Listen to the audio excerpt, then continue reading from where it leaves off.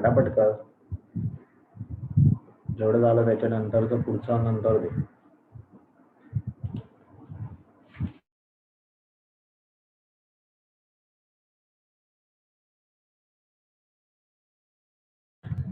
Good morning, student.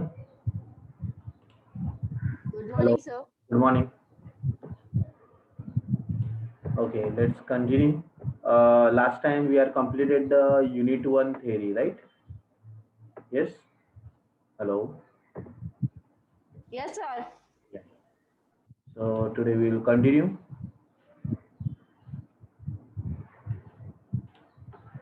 आवाज नहीं आ रही. Hello. Hello, sir. Yeah.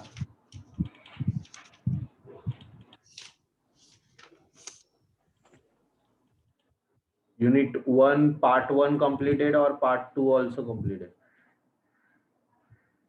Hello. UP concepts are clear? Yes, sir. Yeah.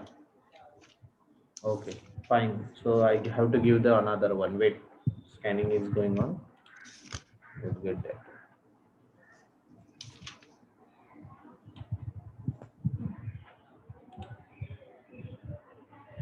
Okay.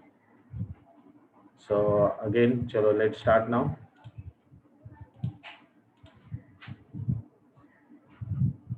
Again, welcome back, Dr. Babasaheb Ambedkar Mahavidyalaya, Vasai West, TY BSc IT, subject Advanced Web Programming, presented by Assistant Professor Bipin PY.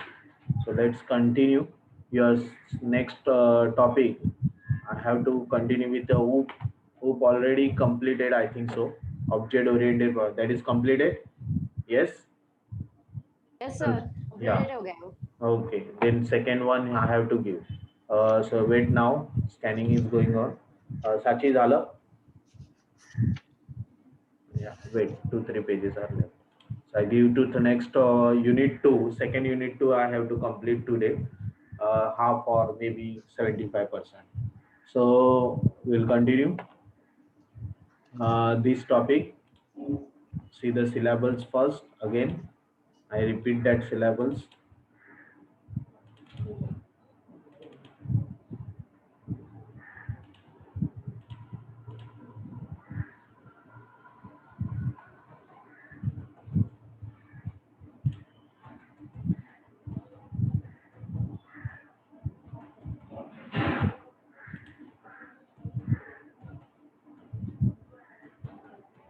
Yeah, this is your syllables of AWP. अरे कहाँ पे गए? Software, then IoT. Yeah. See that now. Waveform fundamental. We have to complete that. First unit it is completed. And introduction to .NET. There are 5 important questions are there. .NET framework, library, variable data type, okay, and then your loops, for loop, if loop, if conditional statement, and after that OOP concept, classes, object, inheritance, constructor, reference type, okay, and how to use, what is the use of namespace, assemblies, that is the, you know. So now we will continue the second. See that now second unit. साची झालं तेवढं PDF बनव पाठव WhatsApp वर दे इकडे. There. Wait, huh? Wait, I am giving the scanning. झालं ना? PDF बनवली? PDF बनवली? Okay. नाव नाही चेंज केलं. ठीक.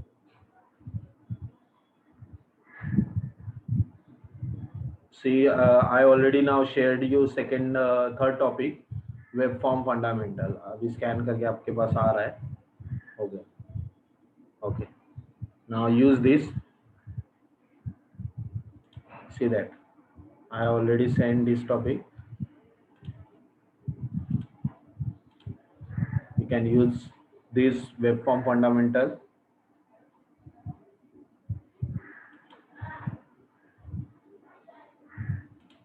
I'm opening. Next, continue. Yeah. See that now, web form fundamental. Okay, fine. See that now in theory subject, web form fundamental means what? You can create the web form using ASP.NET platform, that is a Visual Studio 2010. PDF पाठवले झालं. Next second करा नवीन. Okay. Now, web application. That means what? Web pages are shown on the website. So web application is a document that code pages in different format. अलग अलग format में हम लोग को वो pages दिखाई देते. So it can be a static HTML page or dynamic. दोनों होते हैं. But static means what? It cannot be interact. That is called static. जो इंटरेक्ट नहीं होता है उसको हम लोग स्टैटिक बोलते हैं और जो इंटरेक्टिंग करता है just like that when you click on the submit button, when you click on the login button and they say your login successfully, your data successfully sent, that is interacting part and it is a dynamic. तो दो तरह के pages होते हैं यहाँ पे. First अपन they are given it can be a static HTML that can be displayed by the web server. So it can have a hyperlinks also. Hyperlink means what? Linking to the another web pages. So it give the address to the another web page. We need to move. यहाँ से वहां जाने के लिए एक page से दूसरे page में जंप करने के लिए we require the hyperlink. So this is all web application fundamental that we can use. It can be written in C sharp, maybe VB.NET, maybe JavaScript, maybe J sharp. But हमारे लिए खाली C sharp ही है. तो C sharp में हम लोग coding लिख रहे हैं और उसी लैंग्वेज से हम लोग web form web pages develop. So ASP.NET web form model is an extension of a event driven model. मतलब event driven, there is a mouse event, mouse driven, keyboard driven event. So this is interacting part. When you click on the button, action should be there. The actions is a event driven. So ये event driven model है, web form event driven है. Then they are saying that the form is submitted to the server by the browser, which is returns a full markup page. मतलब जो return file है, जैसे your data जो भी आपने भेजा है वो डेटा आपको टेक्स्ट फॉर्मेट में आएगा. तो नॉर्मली द टेक्स्ट साइज और वो सो टेक्स्ट डॉक्यूमेंट है वो .txt फाइल या .csv फाइल है, लेकिन कॉमा सेपरेटेड वैल्यू. तो लेकिन अगर आपको HTML में रिटर्न करना है, बोल्ड, इटालिक, अंडरलाइन, कलरफुल, सो उसके लिए HTML पेज में भी रिस्पॉन्स दे सकते. तो दो तरीके से response they are applying over. फिर after that they are giving all the client activities are forwarded to the server. That is ASP.NET framework helps in storing the information regarding the state of the application. It is a stateless protocol. अभी यहाँ पे important part बताए कि ASP.NET helps in storing information. कुछ तो information, small information store होते हैं उसको cookies बोलते हैं. मेटा इंफॉर्मेशन स्टोर होता है उसको सेशन बोलते हैं. तो we have to use that regarding that state of the application. Stateless protocol होते हैं, बराबर. स्टेटलेस प्रोटोकॉल होते हैं. तो it is a stateless protocol. Page state, there are two states, page state and session state. जब पूरा का पूरा page state is a client state with the collection of the various input in the web form. जब आप text box में कुछ value लिख रहे हो, रेडियो बटन पे क्लिक कर रहे हो, चेक बॉक्स पे क्लिक कर रहे हो, this are all page state. Okay. Session state क्या होगा? It is a collection of information obtain from various pages.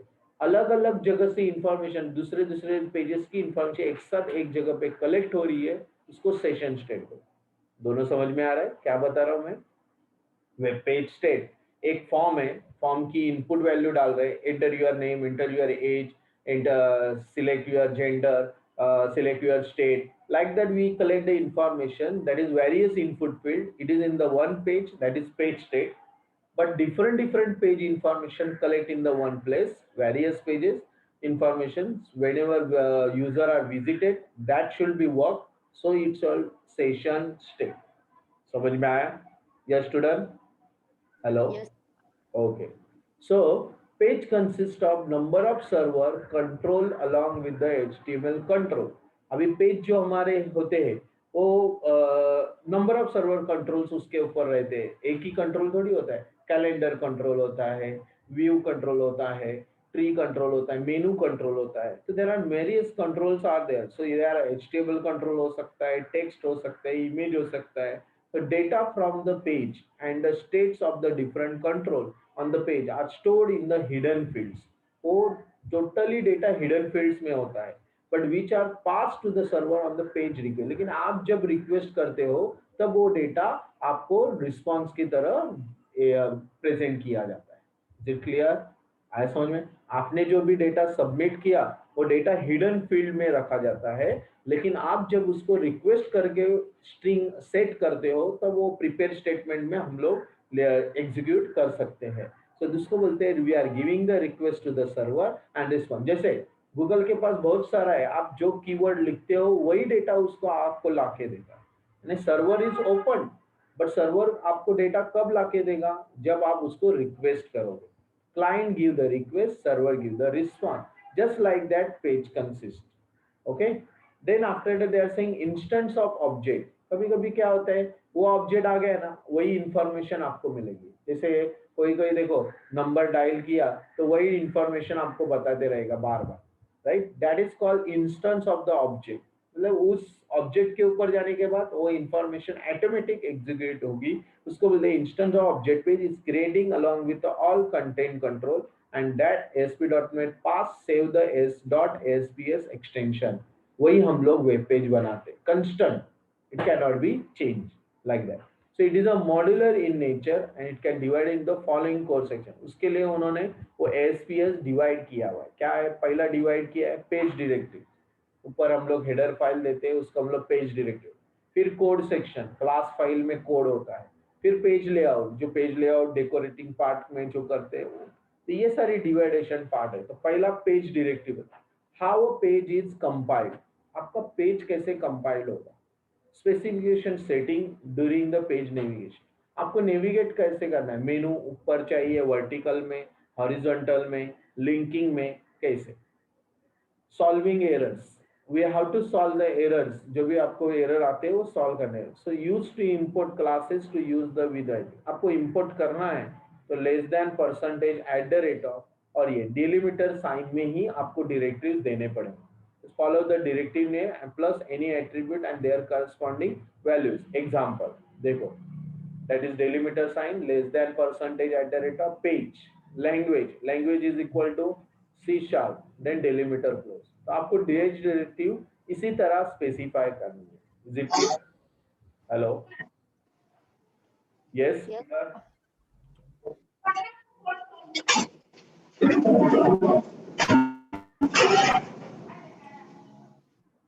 Hello. Okay.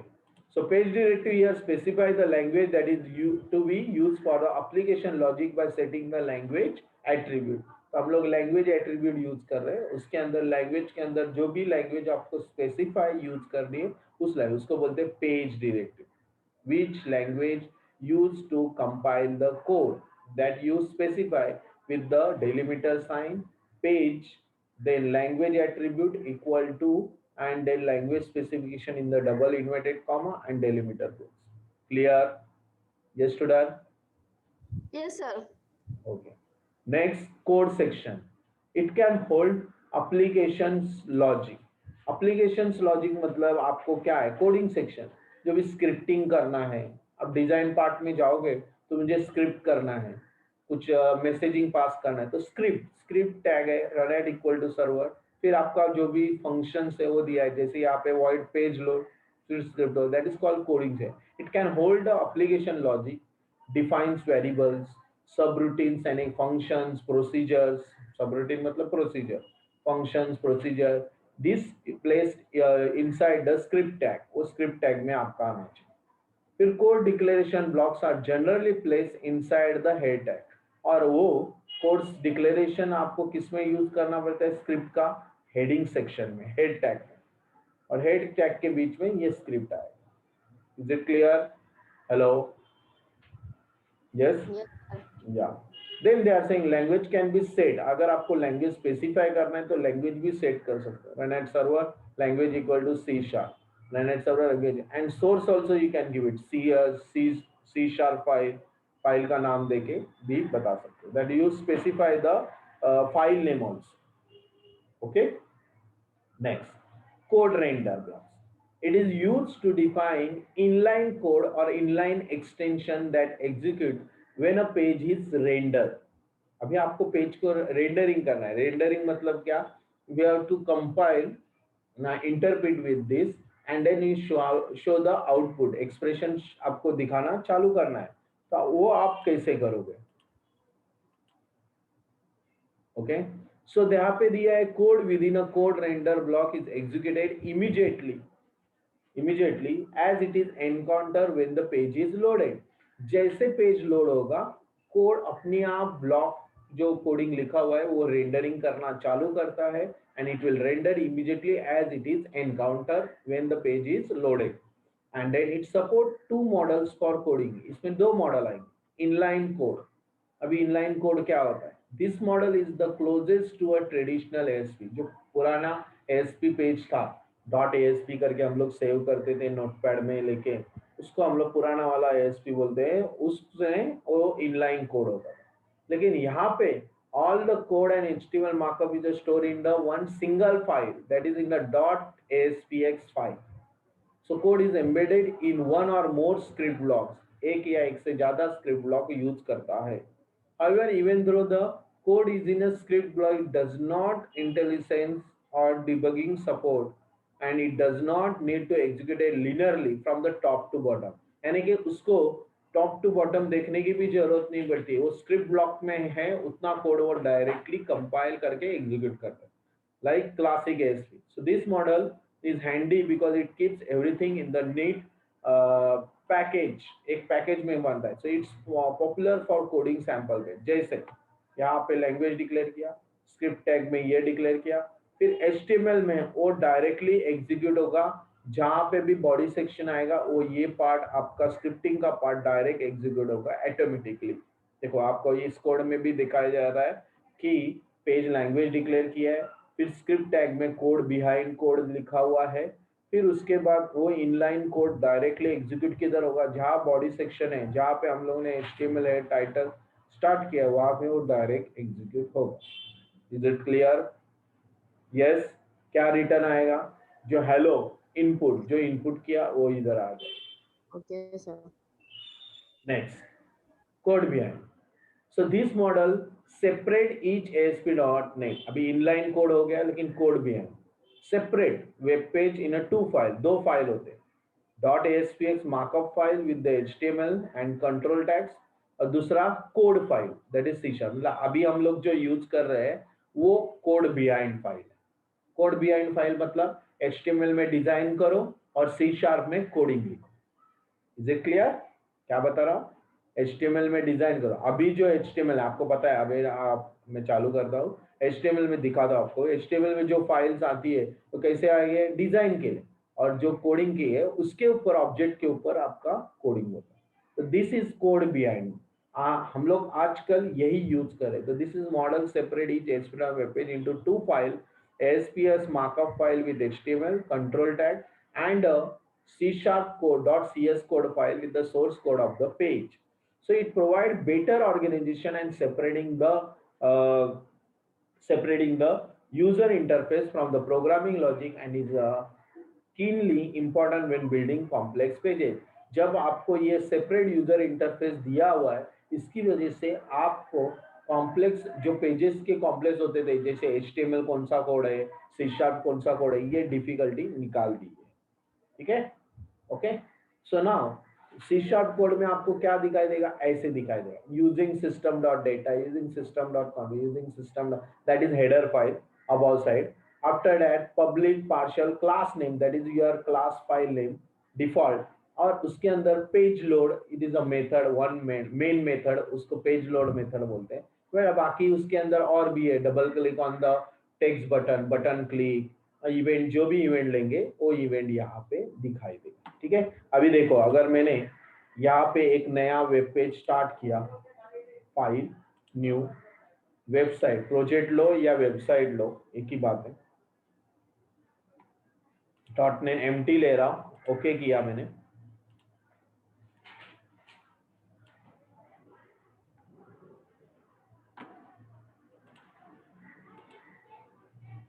Now I right click on add new item, take the web page. देखो by default ASPX दिखा रहा है.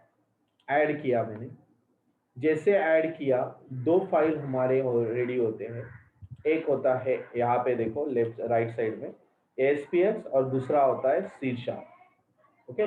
Design में हम लोग HTML का डिजाइन करते हैं, वो यहाँ दिखाई देता है. ओके, इसमें स्क्रिप्ट बीट हम लोग यूज कर सकते हैं, लेकिन जो कोडिंग है हो जाएगा। देखो सोर्स फाइल में आप देख सकते हो यहाँ स्क्रिप्ट टैग बोल्ड इटालिक, जैसे मैं यहाँ लिख रहा हूँ heading 1 welcome to C sharp program, ठीक है। और ये कोडिंग डिजाइन में भी दिखाई देगा यहाँ पे भी, बराबर।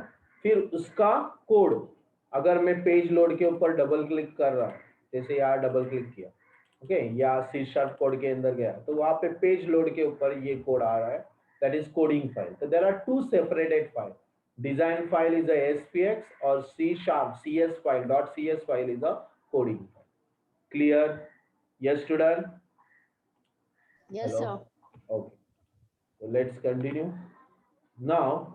Sorry, yeah, event handling. What is event handling? मैंने ऑलरेडी बताया हुआ है, when you use the mouse event, जैसे बटन के ऊपर क्लिक करना है तो it is the action perform on that control as a mouse click. मतलब आपने माउस से उस ऑब्जेक्ट के ऊपर क्लिक किया या कीबोर्ड से की प्रेस किया तो माउस मूवमेंट्स या key events will happen, actions will be represent over there, action will be execute over there. So events are raised by the client and handled at the server. Events कौन देता है? Client execute करता है और server उसको क्या करता है? Response देता है। So when user clicks on that button, click event is raised. So this event is posted on the server and the server execute the code behind in the event. This is called a event handler. यहाँ पे clear बताया है कि mouse से जब client कोई भी किसी बटन के ऊपर क्लिक करता है, माउस ओवर करता है या की से कीबोर्ड से किक करता है, की प्रेस करता है, तो वो इवेंट पोस्टेड होता है सर्वर पे और सर्वर उसके रिलेटेड कोड एग्जीक्यूट करता है। उसी को हम लोग इवेंट हैंडलर प्रोग्रामिंग बोलते हैं। Is it clear? Yes, Yes. Okay. So event handles takes two parameter and return word. वहां पे दो पैरामीटर होते हैं। देखो हर एक इवेंट के लिए ऐसे दो, ऑब्जेक्ट सेंडर, इवेंट आर्ग्यूमेंट्स ई। अभी भी देख सकते हो पेज लोड में भी दो पैरामीटर है, object sender and event arguments E. तो सेंडर इज, उन्होंने इस ऑब्जेक्ट को नया नाम दे दिया, इवेंट आर्ग्यूमेंट को नया नाम दिया ई। लेकिन ये कॉमन, हर टाइम हम लोग को ये कॉमन हर एक ऑब्जेक्ट के लिए दिखाई देगा। So it takes the two parameter and returns void.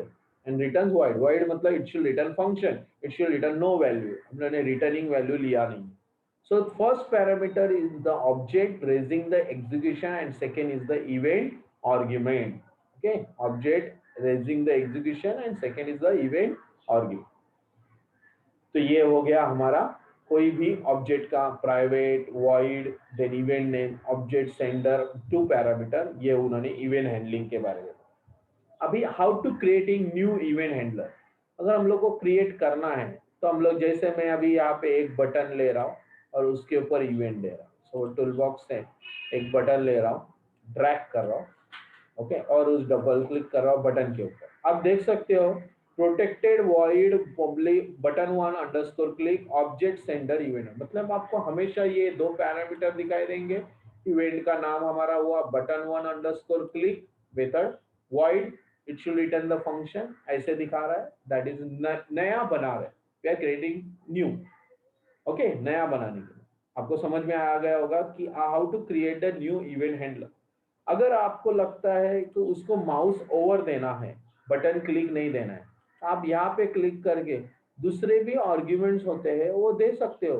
यहाँ पे आपको डिफॉल्ट है, बटन के ऊपर अभी डिफॉल्ट है, लेकिन जब आपको इवेंट चेंज करना है तो इवेंट चेंज कर सकते हैं, अंडरस्कोर क्लिक की जगह अंडरस्कोर माउस ओवर या माउस आउट, इस तरह के इवेंट्स होते हैं। Got it? Yes student, hello, Yes, sir.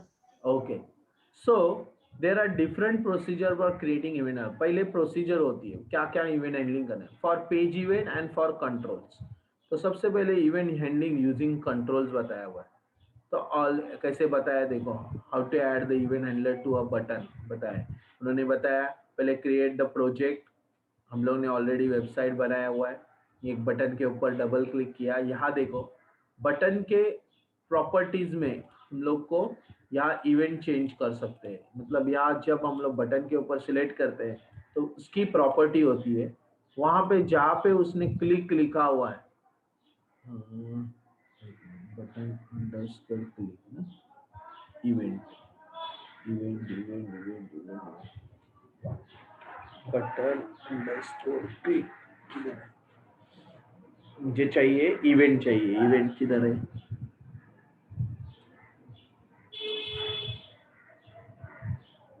नहीं,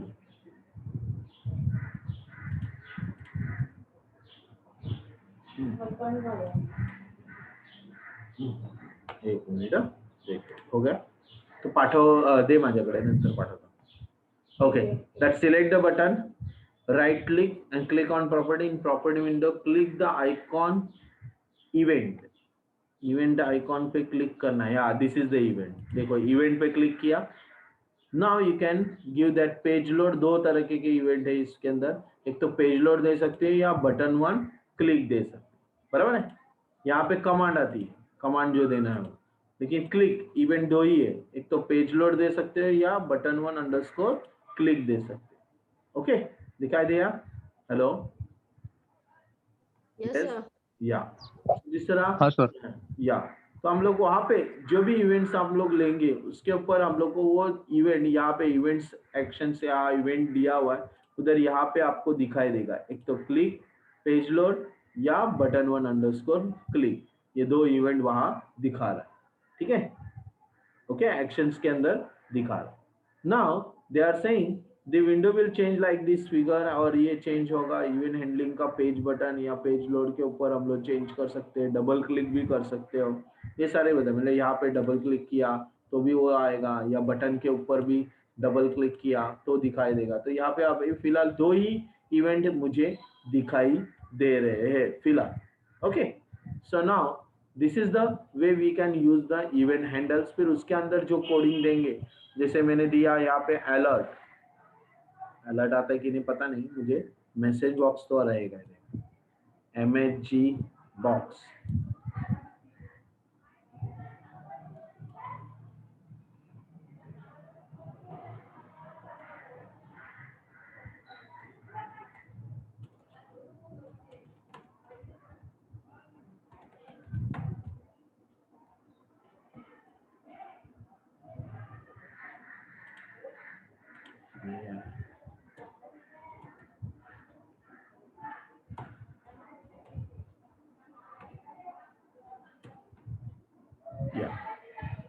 नहीं,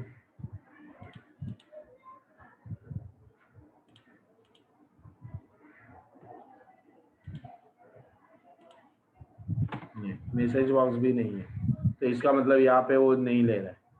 ओके, बटन वन के ऊपर हम लोग को मैसेज वगैरह देना था, तो या अदरवाइज नाउ रिस्पॉन्स, या रिस्पॉन्स है, response dot write. Okay, welcome welcome to C# program. ठीक है ना. रन करने के बाद क्या होगा, बटन वन के ऊपर एक्शंस के ऊपर क्लिक किया तो मुझे वो दिखाई देगा. Is it right? Yes, sir. दिख रहा है.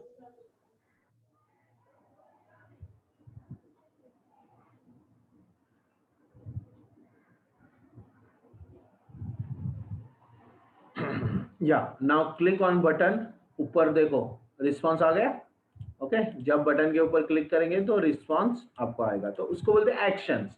What actions we are written in the code block, वो कोडिंग ब्लॉक में दिखाएगा. ठीक है, चलो नेक्स्ट, एनाटॉमी. अभी anatomy of ASP.NET application, it is a consist of multiple web page. एक नहीं, combination of files, pages, handlers, modules, executable code that can be invoked in the virtual directory. एक virtual directory सब directories में ready हो जाए, उसको बोलते हैं anatomy. So that is are executed in a separate application domain, and these domains are isolated areas in a memory, and they ensure that even if one web application causes a fatal error, अगर ये area memory, अगर मुझे जैसे कोई variable के लिए memory लग रही है और उसके अंदर कुछ एरर आता है, तो वो एरर आपको इंश्योर्स कौन करेगा? Of course anatomy application. So unlikely to affect any other application that is currently running on the इसलिए वो पूछ रहा है। देखो जब भी मैं रन करता हूँ तो वो पूछता है, क्या पूछता है, are you continue with this. अभी तो आएगा नहीं, फर्स्ट टाइम था तभी मुझे वो पूछा मॉडिफाई करना है कि क्या करना है, तो उसके लिए विदाउट डिबगिंग आपको चालू करना है। तो पूछ रहा था, वो क्यों पूछ रहा था, बिकॉज ऑफ एनाटॉमी एप्लीकेशन। अगर कुछ कोडिंग का एरर है तो भी वो उसके अंदर वो डिक्लेयर करता है। कहाँ पे आता है वो, तो जब हम लोग रन करते हैं तब नीचे आप रन करते हो, जैसे कंपाइल करते हो तो ये नीचे जो कोडिंग है, ये डिबगिंग पार्ट है आउटपुट एरिया में, नीचे देख सकते हो बॉर्डर में, ये पूरा एनाटॉमी पार्ट। तो ये यहाँ पे एनाटॉमी एप्लीकेशन के थ्रू मुझे दिखा है। और इसके लिए एनाटॉमी हमारा वेब कॉन्फ़िगरेशन फाइल में जो भी सेट होता है कंपाइलेशन, इसके कंपाइलेशन की फाइल जो डॉटनेट फ्रेमवर्क की एक्सएमएल फाइल है वो यहाँ पे दी हुई है। कॉन्फ़िगरेशंस फाइल वेब, जैसे web dot XML in the Java, वैसे यहाँ पे web dot configurations in the ASP dot net. ठीक है, चलो अभी इसके अंदर आईएस वेब सर्वर का क्या काम है। Of course IIS web server मतलब internet information server. So what is that, ये एप्लीकेशंस को चालू करना, बंद करना, कौन कौन से डॉक्यूमेंट मेटा डेटा स्टोर करना, ये सारी चीजें वो आईएस सर्वर एग्जीक्यूट करते रहते हैं। तो उसी के अंदर उन्होंने दिया है, देखो एप्लीकेशन डोमेन में क्या क्या आते हैं, वेब पेजेस आते हैं, कॉन्फ़िगरेशन फाइल आती है, सर्विसेज आते हैं और एप्लीकेशन एंड सेशन डेटा। जैसे अगर मैंने यहाँ पे डेटा बना दिया, सपोज मैं एक डेटाबेस क्रिएट करता हूँ, यहाँ पे राइट क्लिक कर रहा हूँ, क्रिएट न्यू सर्वर डेटाबेस बना रहा हूँ। ओके, यहाँ सर्वर का नाम जो भी रहेगा वो ले रहा हूँ और एबीसी करके डेटा बना। तो यहाँ पे उस फाइल के अंदर क्या चेंजेस आते हैं वो देख लेते हैं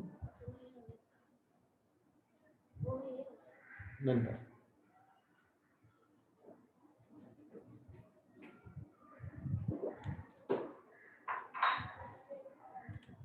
ओके, देखो यहाँ पे सर्वर का नाम ले लिया ना, I write there ABC database, okay किया। ओके, अभी आप देख सकते हो कि यहाँ पे डेटाबेस आ चुके आएगा। फर्स्ट ऑफ ऑल जब यहाँ पे डेटाबेस आया है और कुछ टेबल बनाया, सुबह राइट क्लिक करके एक नया टेबल बना लेते हैं, यहाँ रोल नंबर लेते हैं, यहाँ वैरक्यार, और यहाँ नेम लेते हैं वैरक्यार। ठीक है, और सेव कर लेते हैं, यस करते हैं, ओके करते हैं। अभी जो भी यहाँ पे स्टोर हुआ है, अगर मुझे नेक्स्ट टाइम यहाँ पे आप राइट क्लिक करो, देखो ऐड न्यू आइटम करो, यहाँ पे आपका डेटाबेस ऑलरेडी है, एप्लीकेशन डेटा करके रेडी हुआ है। बताता हूँ किधर हुआ, सी ड्राइव में वेबसाइट ना, तो यूजर्स में जाना पड़ेगा, C drive users public VPN dot net नहीं है, तो डॉक्यूमेंट में यस, यहाँ पे डॉक्यूमेंट में विजुअल स्टूडियो में वेबसाइट में कौन सा 17, तो 17 में आप देख सकते हैं यहाँ पे जैसे मैंने यहाँ पे किया हुआ है वहाँ वेब कॉन्फ़िगरेशन में रेडी हो चुका है, लेकिन यहाँ पे क्यों नहीं आया, एक मिनट रिफ्रेश कर,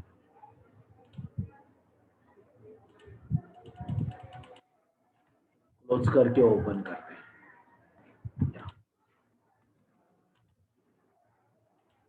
आना चाहिए था, नहीं आया, कोई प्रॉब्लम नहीं। अगेन हम लोग जाते हैं वेबसाइट करते हैं, एच करते हैं, right click, add existing item.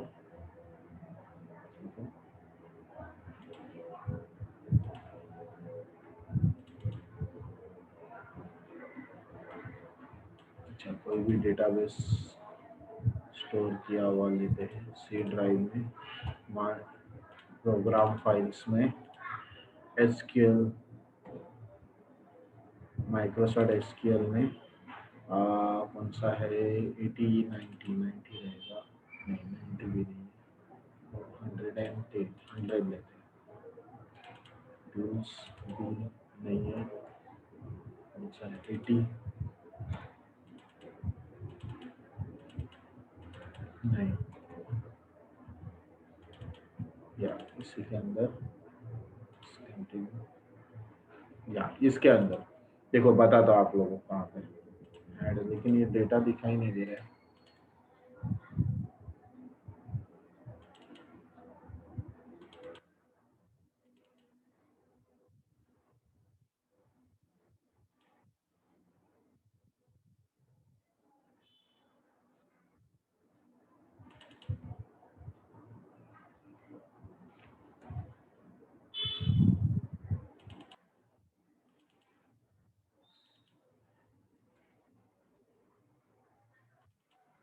Skill server का भी डेटा दिखना मांगता है ना, why it is not there। 80 tools pin resources 103 90 tools 110 नहीं, 110 नहीं, यहाँ पे भी नहीं देखा, tools pin नहीं, data will be there directly। Data file हम लोग कर सकते हैं ऐड, रेफरेंस भी नहीं दे सकते डायरेक्टली ऐड। ठीक है, इसमें डायरेक्ट कॉपी पेस्ट होता है क्या, देखो ABC डबल क्लिक किया मैंने, ड्रैग करके नहीं, अटैच भी नहीं हो रहा है, ऐड एग्जिस्टिंग सी ड्राइव में Microsoft SQL program Excel Microsoft SQL server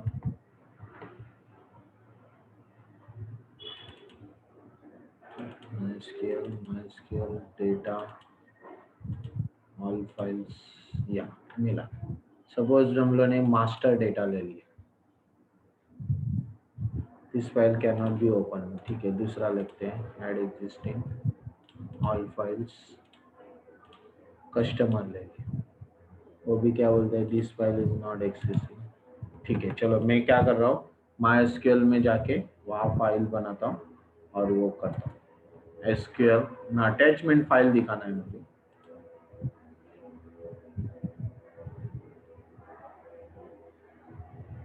connect,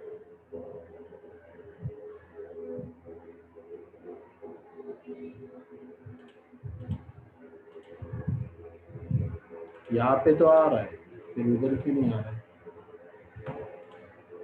right click,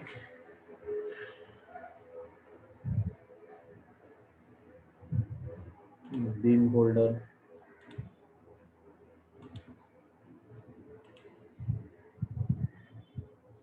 add, ये देखो है इधर ही है, right click add application data file, तो यहाँ पे एप्लीकेशन डेटा फाइल, यहाँ पे हम लोग नया फाइल्स SQL का बना के ले सकते हैं। SQL server database MDF file add करो तो वो फाइल वहाँ पे यहाँ अटैच दिखाई देगी। ओके, अभी हम लोग वो फोल्डर में देखेंगे तो आपको फाइल आ गया, ये देखो एप्लीकेशन डेटा दिखाई दे रहा है। ओके, कहाँ पे करना है वो, यहाँ पे right click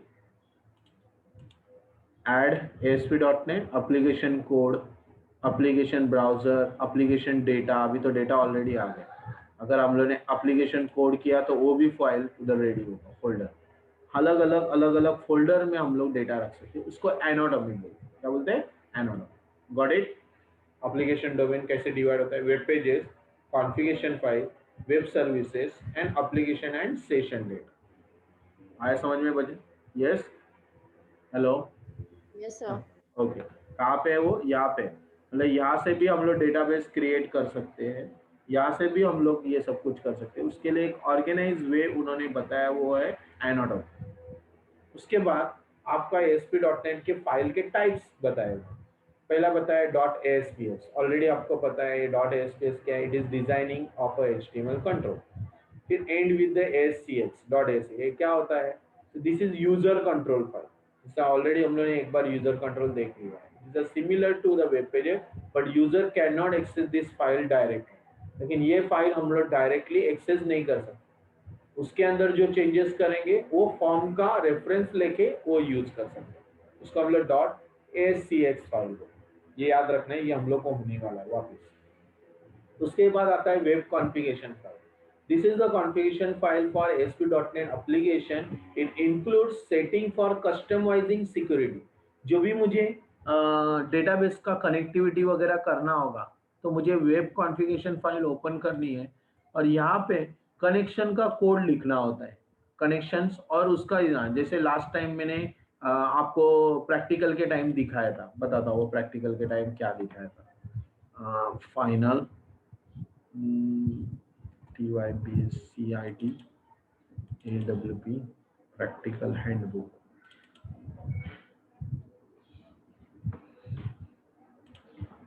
see that now practical handbook में डेटाबेस कनेक्टिविटी का जो पार्ट है उसके अंदर हम लोगों ने ऐड कनेक्शंस किया था, वो कहाँ पे किया था बताता हूँ।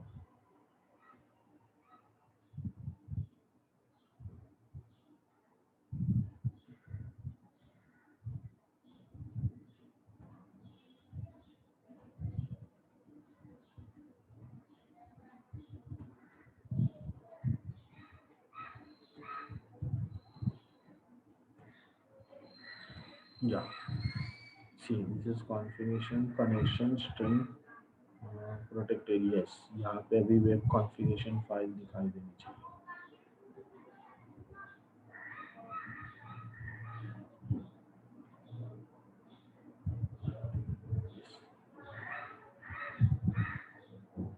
या अभी कैसे उसके अंदर हम लोग वेब कॉन्फ़िगरेशन में लाते हैं वो फाइल बताता हूँ। चलो यहाँ पे आ जाओ आपके सर्वर कंट्रोल में। सपोज ये फाइल मुझे ऐड करनी है या ये फाइल ऐड करनी है तो right click, okay, modify the connections, this is your file. यहाँ पे वो आप लोगों को डेटाबेस की फाइल दिखाई दे रहा है, test the connection succeed advance. यहाँ पे आपका डेटा सोर्स दिया है, कॉपी करोगे और यहाँ पे जो वेब कॉन्फ़िगरेशन फाइल है वहाँ पे कनेक्शन स्ट्रिंग आपको बनाना पड़ता है। अभी कनेक्शन स्ट्रिंग का मतलब क्या है बता दो आपको। वेब कॉन्फ़िगरेशन दिया नहीं है रहेगा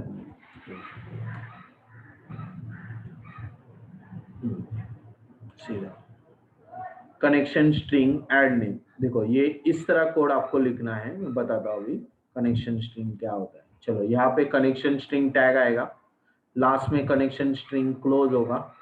कोई भी डेटाबेस कनेक्टिविटी ऐड करते हो, ओके, और उसके अंदर add name, we have to add the name with the one of the connection string और उसका सोर्स देना पड़ता है। यहाँ पे ऐड नेम और इस कोड्स के अंदर आपको डेटा सोर्स देना पड़ेगा, डेटा सोर्स। और वो डेटा सोर्स कहाँ से मिलेगा? सपोज यहाँ पे मेरा ये टेबल है तो यहाँ पे right click, modify connections, advance में जाके ये डेटा सोर्स आपको कॉपी करना है, ठीक है। ये स्टूडेंट ओके, ये भी चेक करना है, टेक्स्ट कनेक्शन सक्सीड, ओके। कोई भी डेटाबेस जो भी कनेक्ट बनाओगे उसका सोर्स यहाँ पे पेस्ट करना है, ओके, यहाँ पे। फिर उसके बाद आपको इंटीग्रिटी सिक्योरिटी वगैरह देना है ट्रू तो वो दे सकते हो। इंटीग्रेटेड सिक्योरिटी उसकी प्रॉपर्टी है, इंटीग्रेटेड सिक्योरिटी ट्रू करके देंगे सेमीकोलन करके तो वो दे सकते। और देन ये हुआ हमारा ऐड नेम, उसके अंदर ऐड। तो ये जब भी इधर कनेक्शन ऐड हो गया तो कोई भी वेब फॉर्म में वो कनेक्शन स्ट्रिंग यहाँ से ये नेम से हम लोग उसको कॉल कर सकते हैं, connection string dot connection. Okay, is it clear? Hello hello, Yes, sir. Okay. See उन्होंने कॉन्फ़िगरेशन में भी ऐसे लिख के दिया कनेक्शन स्ट्रिंग कॉन्फ़िगरेशन के लिए, ये स्ट्रिंग फाइल वहाँ कनेक्शन स्ट्रिंग में जो वेब कॉन्फ़िगरेशन फाइल में दी होगी वो कनेक्ट। क्लियर? ओके, चलो थ्योरी पार्ट में जाते हैं। What is the use of web configuration? This is the configuration file for your ASP.NET। It includes settings for customising security, state management and memory management. आपका state management करने के लिए जो session state, page state, memory manage करने के लिए, ये सारी चीजें करने के लिए हम लोग को वेब कॉन्फ़िगरेशन। चौथा फाइल होता है वो है global.s, ये अभी तक आया नहीं।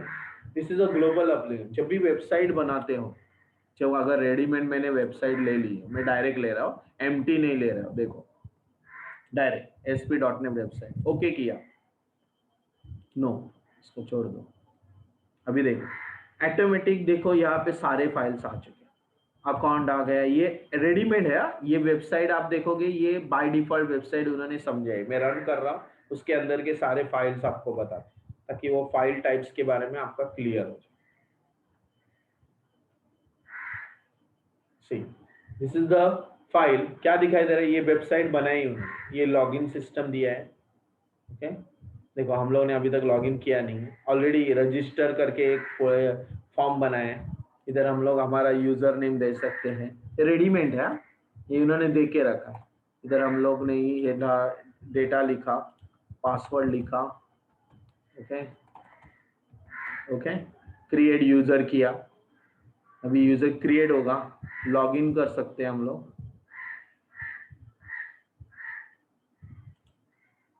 हाँ देखो वेलकम बिपिन आ गया, या लॉग आउट आ गया। ओके, या होम में जाओगे तो वेलकम दिखा रहा है, ये लिंकिंग फाइल दिखा रहा है जो दूसरे फाइल को ले, ये बाय डिफॉल्ट हम लोग कुछ नहीं। अगर लॉग आउट करेंगे तो लॉगिन का स्क्रीन में हम लोग का अभी हम लोग खाली हमारा आईडी, आई थिंक आईडी है या @gmail 123, अभी देखते हैं क्या है। लॉग नो, आईडी खाली बिपिन है।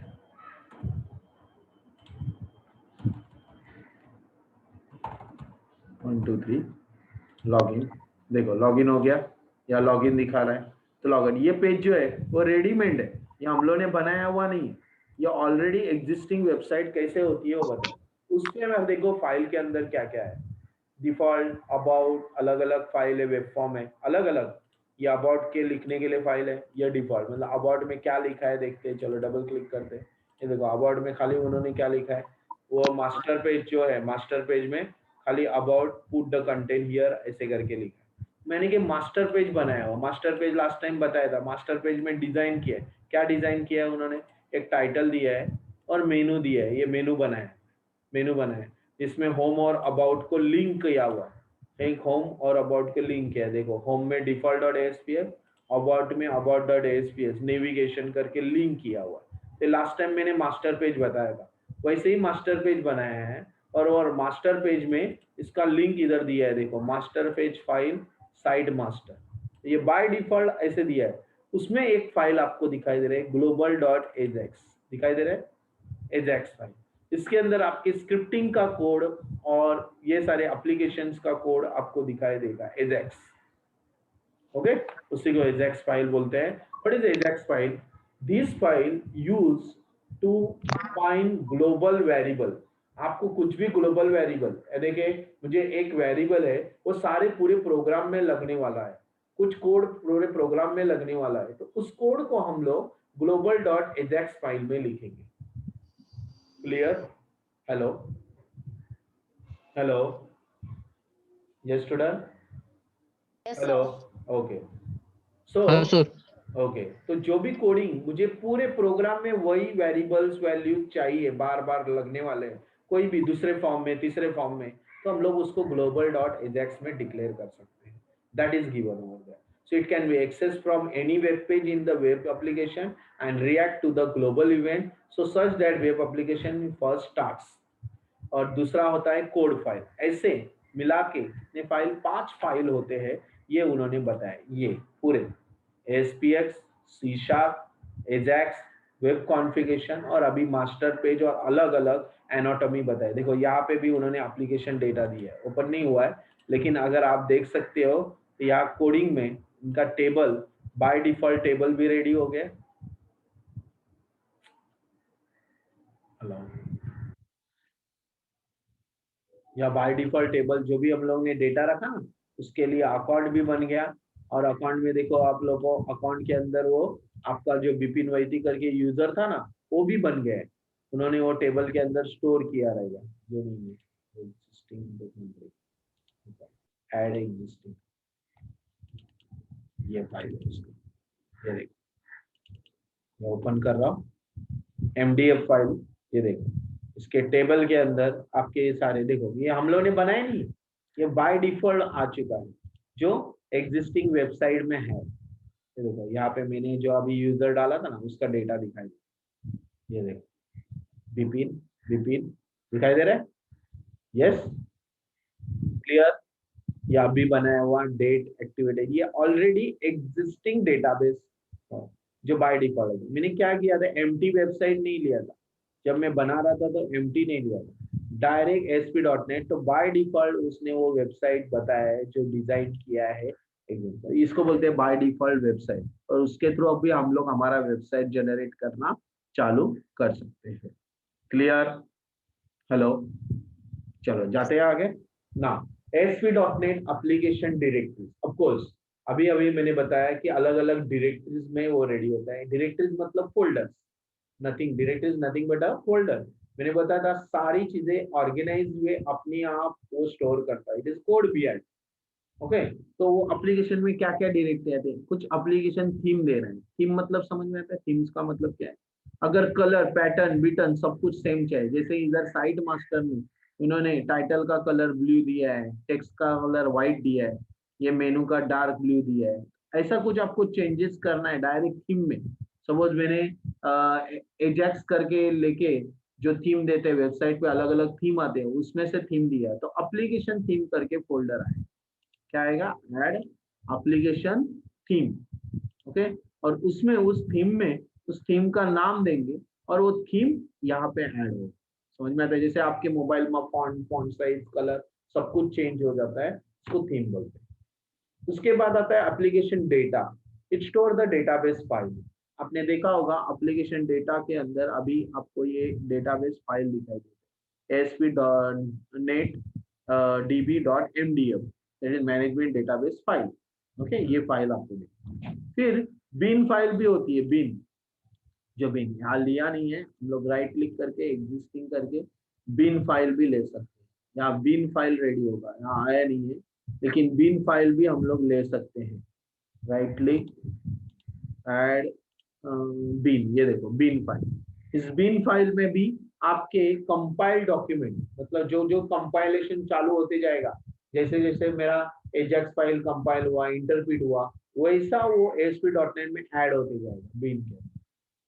फिर कंपाइल किया हुआ, कंपाइल मतलब बाइट कोड किया हुआ। ओके, फिर reference, store the web code routines which are remotely stored. अगर आपको कुछ रेफरेंस फाइल देने हैं तो right click, add application reference. यहाँ ग्लोबल रिसोर्स दिया है, लोकल दिया है, ब्राउज दिया है, रेफरेंस दिए नहीं है, हाँ यहाँ पे ऐड रेफरेंस। अगर मुझे किसी .NET का कुछ रेफरेंस चाहिए, सपोज मुझे कैलेंडर का रेफरेंस चाहिए या किसी का रेफरेंस चाहिए, माइक्रोसॉफ्ट का रेफरेंस चाहिए, विजुअल बेसिक का, तो यहाँ लिख सकते हो और ओके करोगे, और वो रेफरेंस फाइल वो एप्लीकेशन रेफरेंस फाइल फोल्डर के अंदर अभी यहाँ आया नहीं है, क्योंकि हम लोग ने अभी लेते हैं ऐड एग्जिस्टिंग। और यहाँ पे देख सकते हो एप्लीकेशन रेफरेंस आपका आ चुका होगा, इधर है वो बिन के अंदर है कि स्क्रिप्ट के अंदर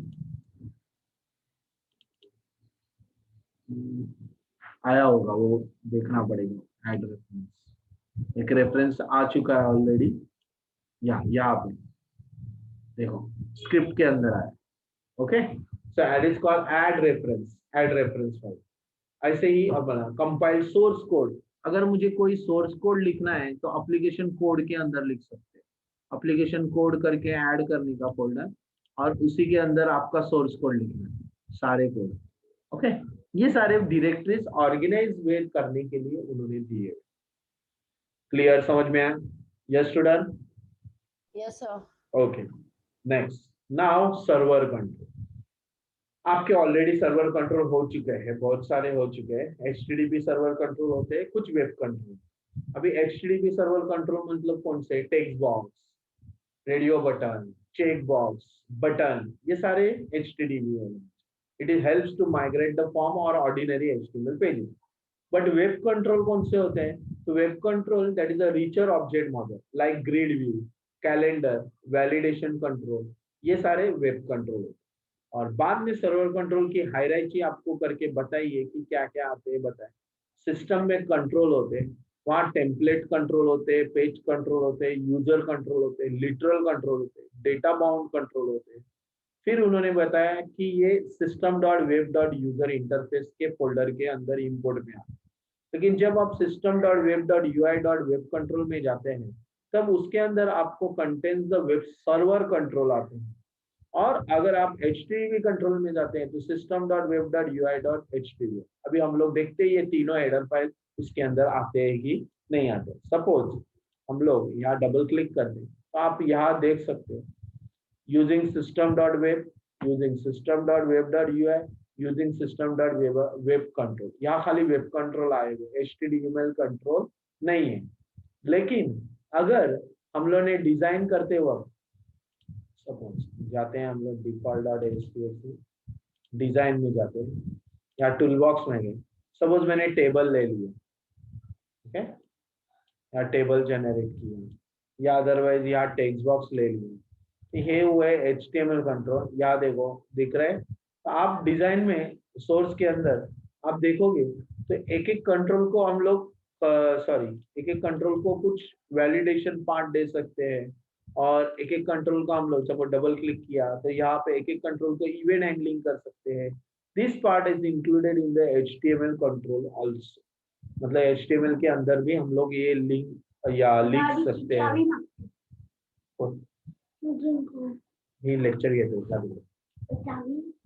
तिकडे असेल। साची साची गाडीची चावी दे। Okay, now hello, yeah, we'll continue. So these are the control are using in the system object, okay. साची चावी दे, माही चावी दे त्याला गाडीची। कोण चाललं? बाबा पप्पा, गाडीची चावी दे। Hello, next. Now Hello. HTTP server control. Okay, HTTP server control is there got अलग अलग बटन्स होते हैं। HTML बटन होता है, HTML सबमिट बटन होता है, HTML इज द सेपरेट। हाँ, ये पूरा का पूरा सेपरेट कंट्रोल है। अगर आपको जाना है HTTP सेंट्रल कंट्रोल में तो आपको यहाँ पे नॉर्मल वेब कंट्रोल नहीं लेना। यहाँ पे वेब कंट्रोल ये दिया है ना स्टैंडर्ड, उसके लिए अलग से उन्होंने HTML कंट्रोल दिया हुआ। You have to go on HTML and then यहाँ से आपको बटन वगैरह या इनपुट बॉक्स वगैरह लेना है। सपोज यहाँ पे हम लोग को इमेज लेना है या इनपुट बॉक्स लेना है या सबमिट बटन लेना है, that we can take it. देखो अभी मैं यहाँ पे HTML कंट्रोल ड्रैग कर, तो ये सेपरेट ये HTML कंट्रोल है। ओके, तो अभी आपका हेडर फाइल में HTML कंट्रोल अगर मैंने यहाँ इनपुट किया है डिजाइन में, सपोज इस बटन डबल क्लिक किया, देखो एक्शन में स्क्रिप्ट लैंग्वेज आती है। अरे ये एक्शन में script language, this is the HTML control का कोडिंग। ओके, डिफरेंट है, समझ में आया मुझे क्या बोलना है? Normal web controls are different और ये HTML कंट्रोल। तो मैं जो बटन ले रहा हूँ जो भी आपको, वो नॉर्मल स्टैंडर्ड कंट्रोल से नहीं ले रहा, HTML कंट्रोल से ले रहा। इमेज, अगर मैं इमेज इंसर्ट कर रहा हूँ तो इमेज भी HTML का हो गया। अगर मुझे इमेज इंसर्ट करके सोर्स फाइल दे दिया इधर, तो वो सोर्स फाइल से हम लोग को इमेज दिखा रहे हैं, वो भी HTML कंट्रोल है। Got it? समझ में आया? यस स्टूडेंट, हेलो हेलो, या तो HTML control are different, web controls are different. Okay, next. फिर HTML कंट्रोल के अगर हम लोग देते हैं तो उसके एट्रीब्यूट होते हैं, वैल्यूज होते हैं, disable, enable, style, tag name, ये सारी चीजें उसके अंदर आती हैं। उसके बाद web control, specially web control अलग अलग होते हैं। जैसे बटन ले लिया तो चेकबॉक्स ले लिया, इमेज ले लिया, तो हम लोग डायरेक्ट ले सकते हैं। यहाँ पे वेब कंट्रोल में हम लोग को स्पेशली वेब पार्ट्स भी आते हैं, जहाँ वेब पार्ट्स में अलग अलग कंट्रोल दिए हुए, लेकिन वहां पे स्टैंडर्ड कंट्रोल ये सारे वेब कंट्रोल है। जैसे मैंने एक लेबल ले लिया, यहाँ से भी मैं इमेज ले सकता हूँ, यहाँ से मैंने एक इमेज ले लिया, तो ये वेब कंट्रोल का इमेज होगा, तो HTML का नहीं, web control. These are all web control. Normally we are using system.web.ui.html. Okay, next one. जब हम लोग वो कंट्रोल लेते हैं, जब वेब कंट्रोल, तो आपको एक सिस्टम में देख सकते हो कि वहां पे कोडिंग में सोर्स में आपको ASP कोलन आ जाता है, इसका मतलब ये वेब कंट्रोल। लेकिन जब आपका ASP कोलन नहीं आता है, डायरेक्ट ऐसे इनपुट बटन, देखो यहाँ पे आया इनपुट बटन आए, तो ये HTML कंट्रोल। ऐसे ये दो डिफरेंस कंट्रोल दिए हुए हैं। नेक्स्ट, उसके बाद आता है using page class. So what is that page class? हर एक पेज का एक क्लास फाइल होता है, and this is required automatically rendering. So ASP.NET is render automatically markup code which creates an instance of the class. Of course, class का constructor होता है, constructor will invoke automatically, right? So it combine in the both ASP file and scripting code, दोनों के लिए same होता है। तो उसके properties में is post back, enable view state, application, session, इस तरह के आपके अलग अलग catch, request, response, server, user, ये सारी चीजें आपके इसमें प्रॉपर्टीज में आता है कि चेक करते हैं। हम लोग चाहते हैं क्लास फाइल में, ओके, आप देख सकते हैं इस क्लास फाइल में ये सारी चीजें पेज लोड और ये सारी चीजें इंक्लूड हुई, लेकिन आपके ये application, request, response, server state कुछ प्रॉपर्टी में क्लास के अंदर आया है क्या? नहीं। तो ये कहाँ से आते हैं? तो यहाँ पे हम लोग ने जब एप्लीकेशन क्रिएट करेंगे तब वो एप्लीकेशन के रिस्पॉन्स प्रॉपर्टी सेट कर सकते। कैसे? तो यहाँ पे जैसे कोडिंग लिखेंगे, सपोज पेज डॉट, देखो पेज डॉट कैच, क्या है ये? प्रॉपर्टी दिखाई दे रहे? अगर मैं पेज के अंदर जा रहा, पेज की प्रॉपर्टी, सपोज मैं टेक्स्ट बॉक्स 1 के अंदर जा, टेक्स्ट बॉक्स 1 डॉट, तो ये उसकी प्रॉपर्टी है। देखो बैक कलर, बिना एट्रीब्यूट्स दिखाई दे रहा है, एट्रीब्यूट, स्टाइल, बॉडी स्टाइल, ये सारे उसकी प्रॉपर्टी। मतलब हम लोग कोई भी ऑब्जेक्ट को डॉट देने के बाद उसकी प्रॉपर्टी जो देखते हैं उसमें कॉमन प्रॉपर्टीज यहाँ दी हुए, that is its post back, application, session, cache, request, response, server, user, this are the properties are set. उसके बाद आता है navigation from one page to another. अगर मुझे एक पेज से दूसरे पेज में जाना है तो आपको खाली यहाँ लिखना होता है response dot redirect, response dot redirect, और उस फाइल का नाम जो भी रहेगा। तो बस मेरा फाइल है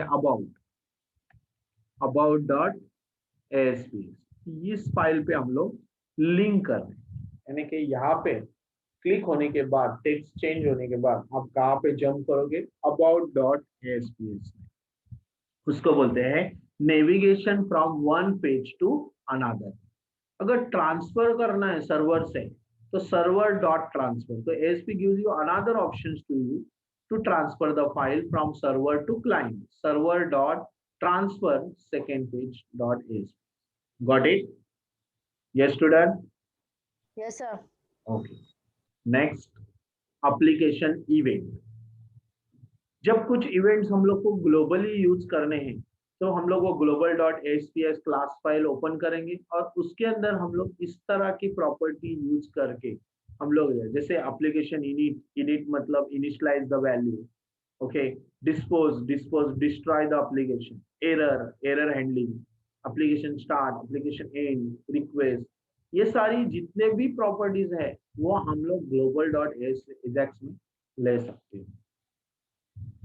नेक्स्ट, कॉन्फ़िगरिंग ASP.NET एप्लीकेशन।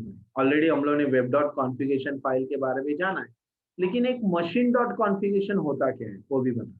ये दो कॉन्फ़िगरेशन फाइल है, मशीन मतलब बाइट कोड के लिए और वेब कॉन्फ़िगरेशन मतलब विजुअल स्टूडियो के पेज डायरेक्टिव्स की फाइल को हैंडलिंग करना। So machine, this file contains default and machine specific value, all supported settings. These settings are controlled by the system administrator. उसके बाद आपका वेब कॉन्फ़िगरेशन आता है, वो फाइल होता है subset of the machine configuration, मतलब सबसेट मतलब मशीन का ही दूसरा फाइल फोल्डर वेब कॉन्फ़िगरेशन, दूसरा file, okay. Visual studio generates a default web configuration file for each project. So application can be executed without a web configuration file. However, debugging is not possible without this application. ये दिया।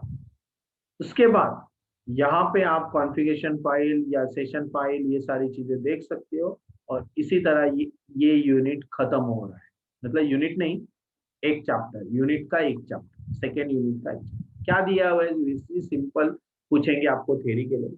What is the web form model, what is server control, page discuss in detail, note page of web configuration file. आपको web configuration file के बारे में पूछा, page directories के बारे में पूछा, आपको ये सारी चीजें आपको थ्योरी में लिखनी पड़ी। प्रैक्टिकली डिफरेंट होता है और theory different. Is it clear? Okay, चलो यस सर। अभी नेक्स्ट फाइल, मैंने ऑलरेडी आपको नेक्स्ट फाइल भी आपको भेजा हुआ, फॉर्म कंट्रोल। ये सारी चीजें हमारी थ्योरी में हो चुकी है। हम लोग खाली थ्योरी में लिखना क्या है वो समझ, क्योंकि theory it is totally different. उन्होंने थ्योरी में खाली स्पेसिफाई फाइल बताया और उसका यूज बताया, नथिंग अदर। तो हम लोग को वो सारी चीजें देखनी है। चलो अभी आते हैं वेब कंट्रोल में। Even though webs have the server control and HTML, we need to web control for the following reasons. क्यों? जरे HTML कंट्रोल होने दो, सर्वर कंट्रोल होने दो, हम लोग को वेब कंट्रोल्स की जरूरत है कि वहां पे बहुत सारे रीजंस है। एक, रीच यूजर इंटरफेस, जो नए नए टूल्स आ रहे हैं उसके टूल्स का इंटरफेसिंग इंटरेक्टिंग पार्ट हम लोग को वेब पेज में दिखाना। सेकेंड, कंसिस्टेंट ऑब्जेक्ट मॉडल, उसके अंदर जो ऑब्जेक्ट मॉडल की प्रॉपर्टीज होती है मॉडर्न प्रोग्राम, ऑब्जेक्ट को क्रिएट करो, यूज करो, उस कैसे बनाया है उसका कोडिंग हम लोग को जानने की जरूरत नहीं है, उसको बोलते हैं कंसिस्टेंट ऑब्जेक्ट मॉडल। फिर output can be automatically adjusted, उसका आउटपुट भी ऑटोमेटिक है, उसका बैकग्राउंड कलर चेंज करना, थीम चेंज करना, साइजिंग चेंज करना, that is it can automatically adjust. High level features, उसके फीचर्स भी हाई लेवल है। ओके, फीचर्स मतलब प्रॉपर्टीज उसकी अलग अलग हाई लेवल है, इसीलिए वेब कंट्रोल।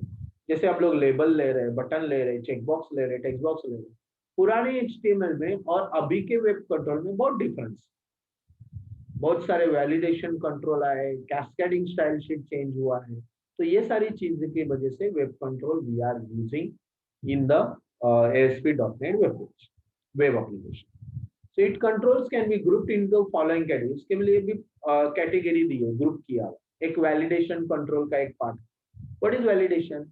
हर एक टेक्स्ट बॉक्स को वैलिडेशन दे सकते हो, बटन को वैलिडेशन, बहुत सारी चीज को वैलिडेशन दे सकते हो। वैलिडेशन का मतलब है restrictions for the user, limitations for the user. Maximum value scrolling spin button के लिए कितना चाहिए, मिनिमम कितना चाहिए, टेक्स्ट बॉक्स के अंदर कितने कैरेक्टर मैक्सिमम टाइप होनी चाहिए। This is validation. It is used to validate user input and validation is done by running client-side script. दूसरा होता है data source control, data binding. Of course जब भी मुझे कुछ डेटा एग्जीक्यूट करना है तो मुझे डेटाबेस की जरूरत है और डेटाबेस बाइंडिंग किया जाता है और फिर एप्लीकेशन के थ्रू एग्जीक्यूट किया जाता है। Data binding with the data source. फिर डेटा व्यू कंट्रोल, अगर डेटा का रिपोर्ट दिखाना है, रिपोर्ट तो view control, grid view, table view, binding के लिए व्यूज लगते हैं तो ट्री व्यूज, ये सारे व्यूज कंट्रोल दिए। तो यहाँ पे कैटेगरी दिया है, validation, data source, data view, personalize, login in security, master way, navigation, अलग अलग कंट्रोल दिए। तो आप देख सकते हो टूलबॉक्स में जब आप कोई डिजाइन में आते हो तो आप टूलबॉक्स में ये सारे कंट्रोल दिए हैं। सॉरी, देख सकते data standard control, web control, data control, तो डेटा का अलग से कंट्रोल। वैलिडेशन, वैलिडेशन के लिए अलग से कंट्रोल दिया, कंपेयर का validator, custom validator, range validator, express validator, require validator. Navigation control अलग दिया, मेनू, व्यूज, ओके। उसके बाद लॉगिन पेज का भी लॉगिन कंट्रोल अलग दिया, वेब पार्ट का अलग दिया हुआ लेआउट के लिए, एजेक्स कंट्रोल अलग दिए टाइमर वगैरह के लिए, डायनामिक डेटा का भी कंट्रोल अलग दिया, रिपोर्ट कंट्रोल दिया, हम लोग को रिपोर्ट बनाने के लिए रिपोर्ट व्यूअर या क्रिस्टल रिपोर्ट ये सब चाहिए। यहाँ से हम लोग राइट क्लिक करके ऐड करेंगे तो क्रिस्टल व्यूअर भी आ जाए। HTML कंट्रोल और जनरल कंट्रोल, क्लियर? ये सारे कंट्रोल जितने भी हैं वो हमारे अलग अलग कंट्रोल्स बताना है कि क्या है। तो ग्रुप बनाएगा, डेटा के लिए डेटा कंट्रोल, हम लोग वो डेटा बाइंडिंग के कंट्रोल लेते हैं। इस तरह अलग अलग कंट्रोल, व्यू का अलग। आया समझ में? ये student, hello yes hello, sir.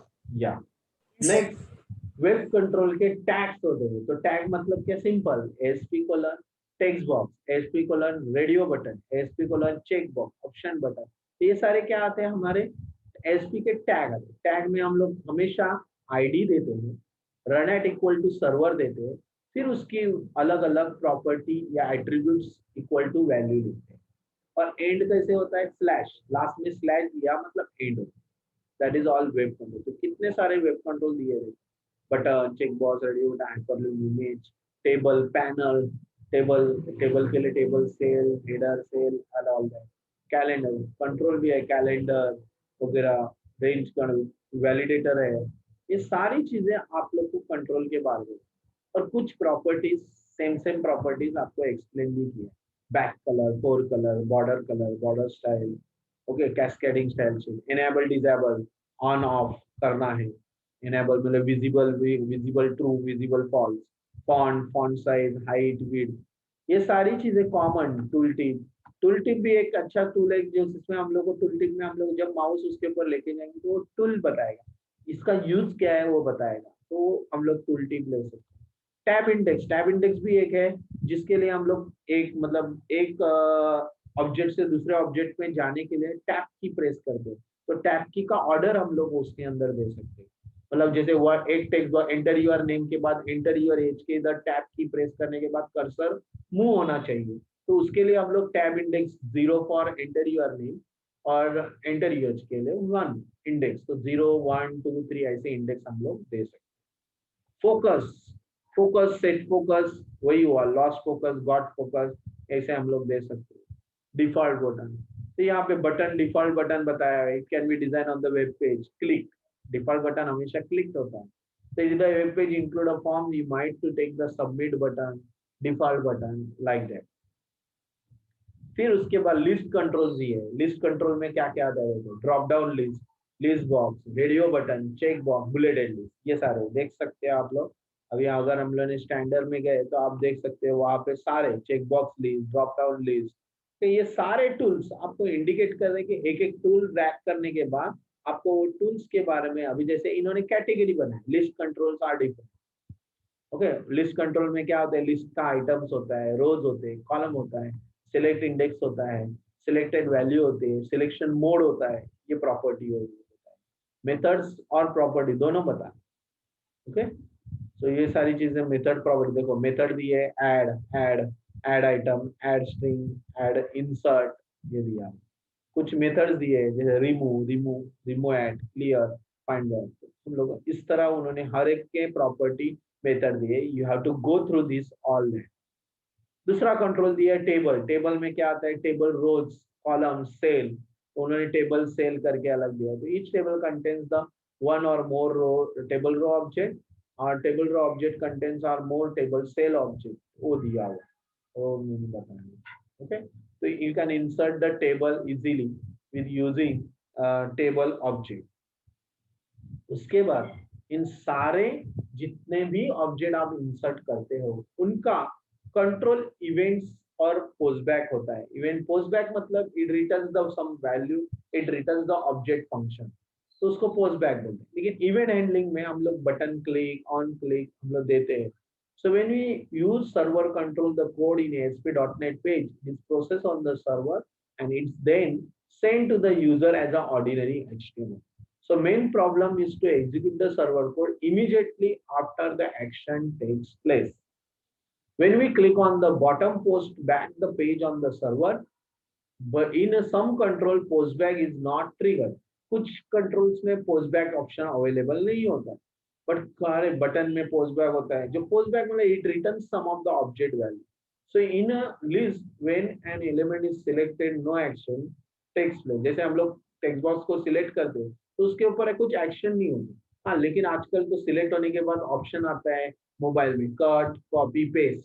इसका मतलब वो क्या पूछता है, ऑप्शन देता है आपको, कट कमांड यूज करनी, कॉपी कमांड यूज करनी, पेस्ट, तो उसको बोलते हैं trigger events. Okay, event trigger हो, got it? Yes student, hello, Yes, sir. Next. तो इस तरह की उन्होंने वेब कंट्रोल्स बताए हुए हैं और इवेंट बताए। फिर इंपॉर्टेंट आ जाता है, हर एक जितने भी ऑब्जेक्ट इंसर्ट करते हो उसका वैलिडेशन पार्ट होता है। वैलिडेशन मतलब क्या, we need to validate the user input को restriction data to ensure that unwanted, unauthenticated or contradictory data need not be stored. Unwanted जो नहीं चाहिए वो डेटा इनपुट होना नहीं चाहिए, अनऑथेंटिकेट नहीं होना चाहिए, उसके लिए हम लोग को सारे फील्ड मिले। तो यहाँ पे required field validator, range validator, compare validator, regular expression validator ये दिया है, कस्टमर वैलिडेटर, फिर वैलिडेशन समरी, ये सारी चीजें दी है। तो रिक्वायर्ड फील्ड वैलिडेटर, यहाँ पे रिक्वायर्ड फील्ड वैलिडेटर बहुत इंपॉर्टेंट है कि रिक्वायर्ड मतलब compulsory you have to input the data. अगर आपने वो रिक्वायर्ड फील्ड वैलिडेटर नहीं लिया तो अगर हम लोग ने यूजर ने वैल्यू नहीं डाला तो भी उसको कोई सबमिट होने के बाद एक्शंस रिप्लाई नहीं होंगे। लेकिन रिक्वायर्ड वैलिडेटर में डाला तो फॉर्म आगे जाएगा ही नहीं जब तक हम लोग रिक्वायर्ड फील्ड नहीं देते। स्टार मार्क आता है ना, star mark, that is called compulsory, you have to input the value, इसको बोलते हैं रिक्वायर्ड। फिर रेंज, रेंज होती है 1 to 100, age is between 1 to 100, तो उसको रेंज बोलते हैं, मिनिमम 1 मैक्सिमम 100। कंपेयर, कंपेयर मतलब two text values you want to compare, तो अगर पासवर्ड, जैसे पासवर्ड और कंफर्म पासवर्ड, कंपेयर वैलिडेटर है। रेगुलर है, अगर हमारा पासवर्ड में डाला हुआ वैल्यू और कंफर्म पासवर्ड में डाला हुआ वैल्यू मैच नहीं होगा तो वो रिप्लाई करता है your password does not match, like that compare value. After that regular expression validator, कुछ एक्सप्रेशन अगर सेट करने हैं, जैसे email ID should be there 1 @ दो @ आएंगे तो आपको इनवैलिड ईमेल आईडी देगा, दो बार डॉट साइन दिया तो इनवैलिड आएगा। Next, after that customer validator, custom validator यानी कि हम लोग खुद से रेडी करते हैं, एग्जीक्यूट करते हैं। इस तरह के सारे वैलिडेशन पार्ट होते हैं वो दिए हुए नहीं हर एक चीजों को, और उसकी प्रॉपर्टी बताए किस किस के control to validate, display, enable, disable, error message क्या डिस्प्ले करना है, टेक्स्ट वैल्यू क्या दिखानी है, वो सारी चीजें आपको प्रॉपर्टीज में सेट। एग्जांपल देखो, अभी required validator, SP:, required validator ID, जिसको रेफरेंस दिया है उसी रेफरेंस को इधर आपको ऐड करना है, रन है। कंट्रोल, किसको कंट्रोल करना है, उसका नाम, मतलब टेक्स्ट बॉक्स का नाम, रेडियो बटन का नाम, लिस्ट का नाम, ये नहीं। फिर एरर मैसेज, यहाँ पे दिया है एक लिस्ट बॉक्स को दिया हुआ, उसमें दिया है प्लीज चूज अ कैंडिडेट, मतलब अगर आपने एक भी कैंडिडेट को चूज नहीं किया तो आपको एरर आएगा और मैसेज करेगा प्लीज चूज अ कैंडिडेट, और इनिशियल वैल्यू में वो चूज कैंडिडेट करके आपको मैसेज आएगा। Clear? Yes student, hello, yes. Second, या सेकेंड रेंज वैलिडेटर, देखो रेंज वैलिडेटर कैसे दिया है। रेंज वैलिडेटर में क्या दिया है उन्होंने, control to the text class, तो टेक्स्ट क्लास में class is selected minimum, minimum value है 6, मैक्सिमम वैल्यू है 12, यानी कि रेंज इज बिटवीन 6 to 12, और टाइप दिया है इंटीजर, मतलब वैल्यू इंटीजर डालना है, वैल्यू क्या डालना है हम लोग को, इंटीजर। क्लियर, समझ में आया? वैल्यू क्या डालना है, किसमें, टेक्स्ट बॉक्स का, तो जो टेक्स्ट क्लास करके आपका कंट्रोल, जिसको कंट्रोल करना है उसका आईडी इधर लिखना है, यानी कि ये टेक्स्ट बॉक्स का नाम है, टेक्स्ट बॉक्स का आईडी का नाम। Clear? Clear student? Hello, hello, yes, yes sir. Okay. उसके बाद कंपेयर वैलिडेटर, या कंपेयर, दो टेक्स्ट बॉक्स को कंपेयर करना है तो कंपेयर वैलिडेटर लेंगे, कंपेयर एरर करेंगे, तो वैलिडेटर 1 करके नाम दिए, लेकिन वो किसको कंपेयर करना है, वो कंट्रोल टू उसको करना पड़ेगा, और कंट्रोल टू के टेक्स्ट बॉक्स का नाम देंगे तो वैल्यू को वो टेक्स्ट बॉक्स से कंपेयर। वैसे रेगुलर एक्सप्रेशन, देखो रेगुलर एक्सप्रेशन में बहुत सारे थे, /b मतलब बैकस्पेस, /t मतलब टैब, R पर कैरी, V, ये तो हमारे नॉर्मल कैरेक्टर एस्केप सीक्वेंस। लेकिन मैच कैरेक्टर में देखो, character matching, ABCD, password matching, exclude मतलब इसको छोड़ के, ये ABCD छोड़ के, नंबर देखो, number 2 to 7, A to M, capital small, even spaces, underscore, और स्पेसेस दिए, अंडरस्कोर दिया है, डेसिमल कैरेक्टर, ये सारे, डॉट साइन, एक्सेप्ट, /n, ये सारी चीजें आपको मैचिंग विद दैट कैरेक्टर। उसके अलावा क्वांटिफायर भी दिया है, क्वांटिफायर मतलब it could be added to specify 0 और मोर मैचेस, अगर आपको 0 मैच करना है या उससे ज्यादा मैच करना है तो स्टार लिखते हैं, वन और मोर मैचेस करना है तो प्लस लिखते हैं, क्वेश्चन मार्क यानी 0 और 1 मैचेस सेम, स्टार और 0 it is same, n matches number of how many times you want to a b c d you want 5 times 4 times 2 times n। तो ये सारी चीजें जैसे हमारे ईमेल आईडी में बहुत सारी चीजें आती है, उसके लिए वो लोग दे बिटवीन नंबर ये n से लेके m तक मैच करना है ऐसा। तो ये रेगुलर एक्सप्रेशन वैलिडेटर में आता है, और वैलिडेटर की आपको एक्सप्रेशन याद देना पड़ता है, वैलिडेशन एक्सप्रेशन स्ट्रिंग, जो भी स्ट्रिंग इधर लिखेंगे वो वैलिडेशन होगा। जैसे ईमेल आईडी के लिए स्पेसिफाइड कोड होता है वो यहाँ पे लिखना है। फिर कस्टम वैलिडेटर, खुद का वैलिडेटर भी बना सकते हैं, इन्होंने दिया it helps can create your own validator part. फिर वैलिडेशन समरी, शो समरी, हम लोग को अगर कुछ का समरी दो शो करना है, बाजू में एरर आके दिखाना है, शो मैसेज कि ये वैलिडेशन ये वैल्यू डालना है। जैसे हम लोग डालते हैं एंटर योर पासवर्ड, तो बताता है password should be more than 6 character, और वो password should be use the first character capital, you can use underscore, you can use alphabet, you can use numbers। Okay, ये सारी चीजें आपको वैलिडेशन के मैसेज में डालनी होगी, तो वैलिडेशन समरी होता है। चलो यहाँ पे एक बताया हुआ है, उसका एक एग्जांपल हम लोग ले लेते हैं ताकि पता चले। ओके, उसके बाद हम लोग अटेंडेंस लेंगे। यहाँ दिया हुआ है, यहाँ दिया है देखो, enter your name, enter your password, enter your confirm, enter your age, enter your email ID, और उसका पूरा कोडिंग इधर दिया हुआ है। ओके, तो वो कोडिंग हम लोग रन करके चेक कर दें। ओके, शायद हमारे इसमें वैलिडेशन दिया नहीं होगा लास्ट टाइम के एग्जांपल में, यहाँ हम लोग कर लेते हैं। चलो, now file new website, empty website, okay, no, you can take right click, add new item, web form, add करो, now फाइन। अभी यहाँ पे हम लोग क्या क्या बनाएंगे, उन्होंने बनाया हुआ जैसे एक लेबल, 1 2 3 4 5 लेबल दिए, तो 5 लेबल ले लेते हैं। लेबल गलत हो गया, वेट, डिजाइन में यहाँ पे, okay, 1 label, okay, enter your name, और लेबल को तुरंत आपको चेंज करना है तो टेक्स्ट प्रॉपर्टी में जाके आपको तुरंत चेंज करना है, enter your name colon, enter, okay. Second password label, second password label है, उसको नीचे करके हम लोग करते हैं एंटर एंटर एंटर, यहाँ लेते हैं, okay,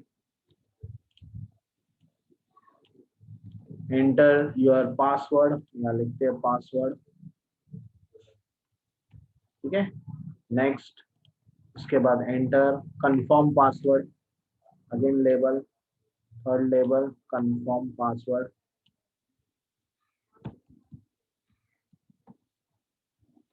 okay. Next, enter your age, direct नहीं लिखना है, लेबल से लिखेंगे हम, enter your as,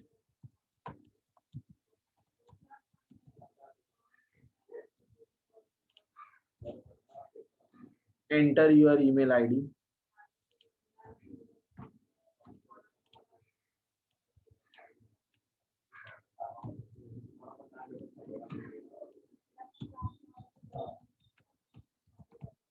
email ID, okay.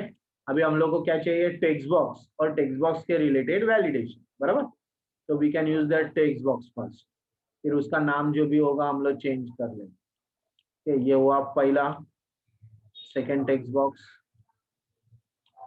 ये हुआ सेकंड, सॉरी ऊपर करते हैं, देन थर्ड, ये यहाँ पे, एज, फोर्थ और फिफ्थ, ठीक है, चारों टेक्स्ट बॉक्स हो गए। अभी इसके वैलिडेशन पार्ट है, वो लेना पड़ेगा। अभी वैलिडेटर के लिए टूल बॉक्स में जाके अभी वैलिडेशन किधर किधर क्या क्या चाहिए वो देखना पड़ेगा, हर एक चीज का अलग अलग वैलिडेशन। जैसे फर्स्ट लेबल के लिए उन्होंने वैलिडेटर दिया है, तो ये लेबल विबल ऐड किया, तो वैलिडेशन क्या दिया है, यहाँ फर्स्ट में रिक्वायर्ड वैलिडेटर दिया है, क्या दिया है, रिक्वायर्ड। हम लोग जाते हैं, क्योंकि ये देखो टेक्स्ट बॉक्स 1 के लिए नेम इज मैंडेटरी करके हम लोग को लिखा है और वो वैलिडेटर दिया। हम लोग जाते हैं वैलिडेशन में, रिक्वायर्ड वैलिडेटर में क्लिक करते हैं और ड्रैग करते हैं फर्स्ट टेक्स्ट बॉक्स के बाजू। सोर्स में आपका वो देखो वैलिडेटर रेडी हो गया, दिखाई दे रहा है।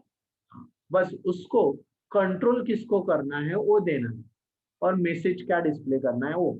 हम लोग यहाँ पे जा रहे हैं, यहाँ लिख रहे हैं control to validate is equal to किसको देना है, फर्स्ट टेक्स्ट बॉक्स के नाम। तो टेक्स्ट बॉक्स 1 कि किससे नाम आ गया आप देख सकते हैं, टेक्स्ट बॉक्स 1 का नाम आईडी था टेक्स्ट बॉक्स 1, उसी का नाम इधर मैंने लिखा।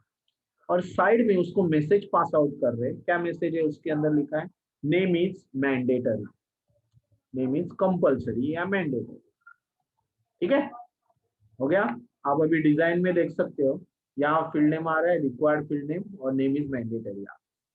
चलो सेकेंड, अभी सेकेंड में दो दो वैलिडेटर भी ऑप्शन दे सकते हैं ना, नो इश्यू। अभी सेकेंड में उन्होंने क्या दिया देखते हैं, यहाँ पे टेक्स्ट बॉक्स 1 के लिए ये हुआ रिक्वायर्ड हुआ, लेकिन टेक्स्ट बॉक्स 2 के लिए क्या दिया है देखते हैं, पासवर्ड। पासवर्ड के लिए क्या दिया है, लेबल दिया है, टेक्स्ट बॉक्स अच्छा याद दिया। पासवर्ड में मैंने रिक्वायर्ड वैलिडेटर तो दिया ही है, और रिक्वायर्ड वैलिडेटर के साथ कंपेयर वैलिडेटर भी उन्होंने दिया है। ओके, दोनों के लिए, और टेक्स्ट बॉक्स 2 और 3 को, तो हम लोग 2 और 3 को पासवर्ड रिक्वायर्ड करके हम लोग कंपलसरी पहले दे देते हैं। गो on tool box, required validator, source में जाते हैं, और यहाँ क्या करेंगे, हम लोगों ने क्या बोला था, कंट्रोल टू वैलिडेट करने का, उस टेक्स्ट बॉक्स का नाम लिखेंगे, टेक्स्ट बॉक्स 2। ओके, और एरर मैसेज आपको क्या डिस्प्ले करना है उसी के अंदर है, पासवर्ड रिक्वायर्ड, बाहर नहीं देंगे तो एरर मैसेज उसके अंदर। उसके बाद उसको कंपेयर भी करना है, बट पहले हम लोग किसको देंगे, सेकंड जो है कंफर्म पासवर्ड। क्या हुआ, एरर मैसेज रॉन्ग है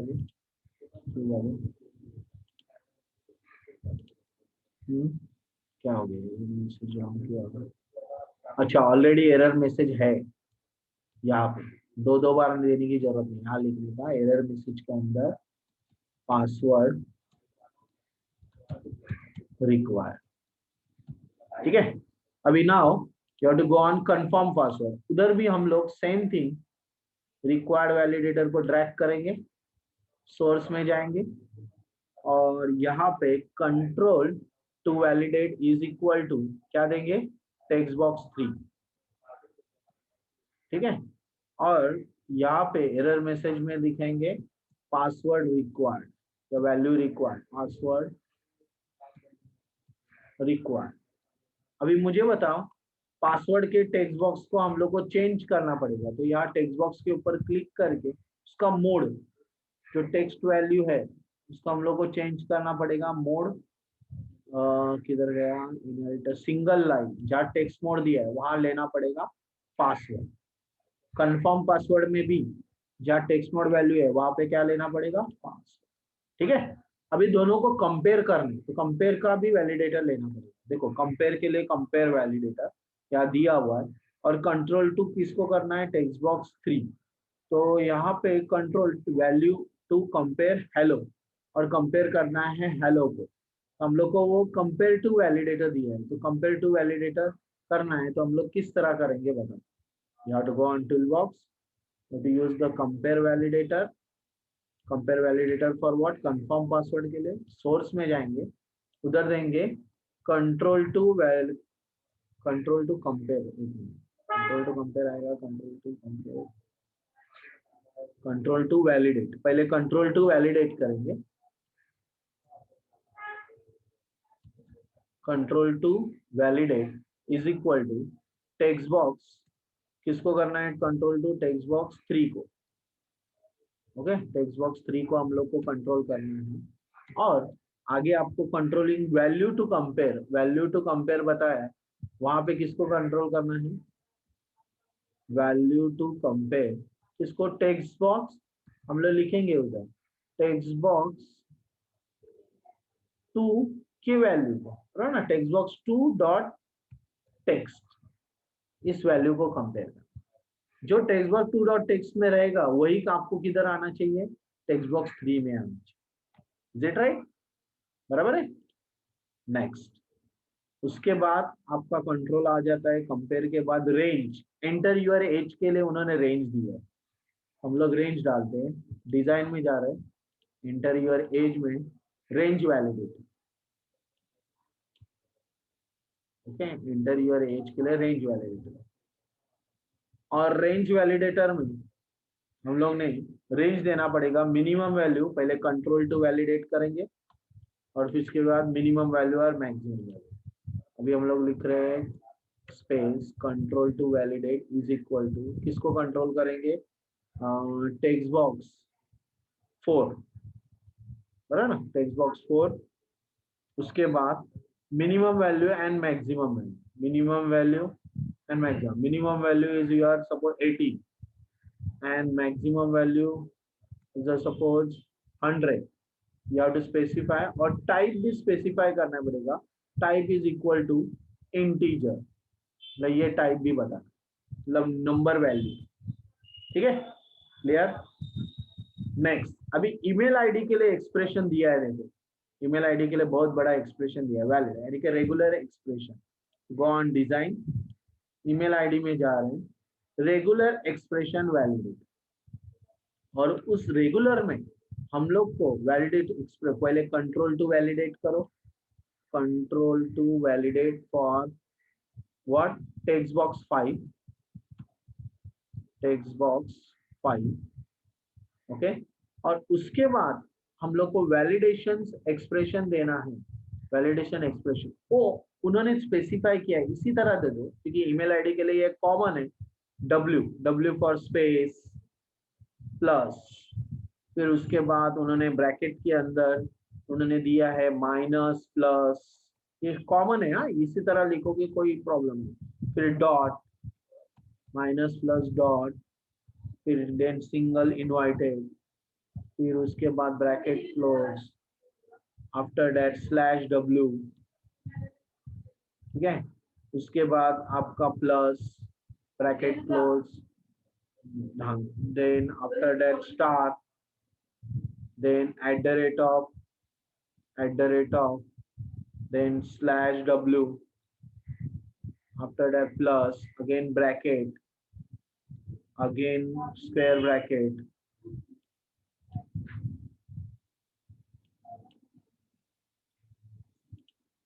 again square bracket, after that minus dot, okay, then again उन्होंने क्या दिया है, स्क्वायर ब्रैकेट क्लोज, फिर वापिस उन्होंने दिया है स्लैश W स्पेस, फिर प्लस, अगेन ज्वाइनिंग किया है ब्रैकेट क्लोज एंड स्टार, फिर उसके बाद again slash and dot, slash and W, फिर प्लस, अगेन दिया हुआ है bracket close open, then square bracket, after that, एक मिनट कहाँ तक आगे थे, slash W, not slash W plus, okay, again bracket close minus dot, फिर bracket close, again slash W, फिर bracket close and star, then quotes close.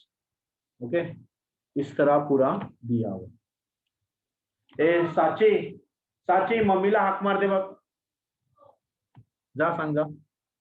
So this, okay, now this is the way we have to give the expression. देख सकते हैं अभी मैं form run कर रहा हूं और रन करके आपको वैलिडेशन पार्ट के बारे में बताऊं।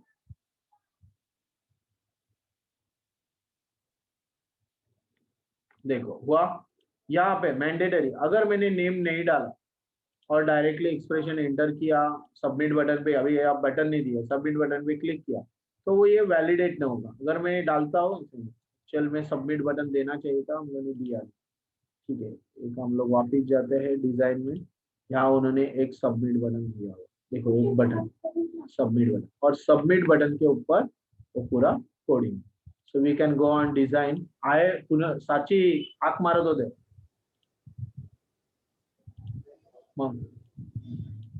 बटन के ऊपर डबल क्लिक, और उसके ऊपर आपका सी शार्प का कोडिंग, आपका जो भी है बटन के ऊपर एक्शंस रिप्लाई जो भी करना है वो रिप्लाई है। ठीक है, रन, मैं रन कर रहा हूँ। या अगर मैंने कुछ भी नहीं डाला, बटन के ऊपर क्लिक किया, देखो मैसेज आ रहा है, नेम इज मैंडेटरी, पासवर्ड डालो। अगर मैंने नेम डाला, बटन के ऊपर क्लिक किया, वो एरर नहीं है।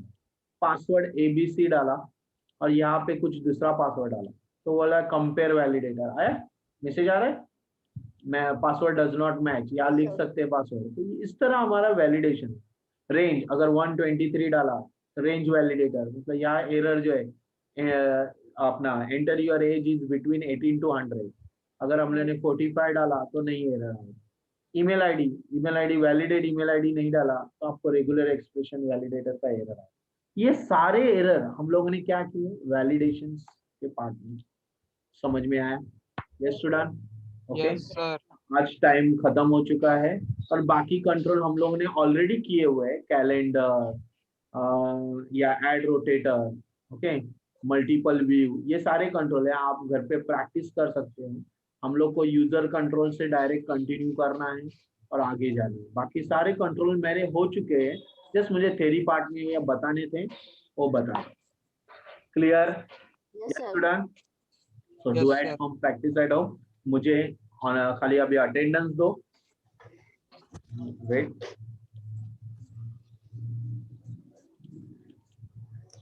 अटेंडेंस दो फटाफट और आगे।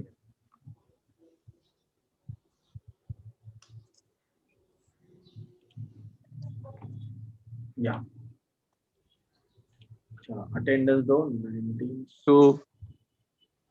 वेट, हाँ, वेट वेट वेट वेट, कौन सा AWP का है कि जावा? या now you have to give 90। चलो दे दो, बोलो 1 to 10। 2. 2। 7, 8, sir. हाँ, 7, 8.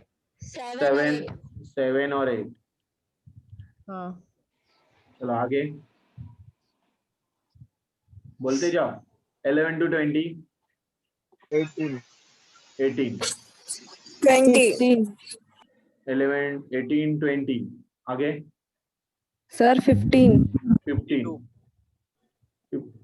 आगे 21 to 30। 22. 22। 26. Sir, 29. 26, 23. 29, 23। चलो 31 to 40। Sir, 31. 31, Sir, 28. 31, 32, 32. 28, 33. 33। 33. हो गया 33। आगे 49, sir. 39, 39, 43. Sir, 22. 49, sir. 49. 49, 43. 43, Sir, 52. 52, Sir, 46. 46, Sir, 32. 32। हुआ है 32। ओके, 49 नहीं हुआ है.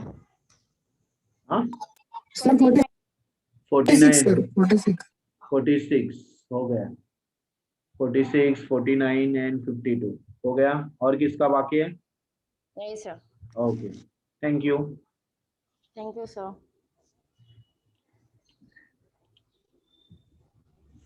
बाय। Bye, sir.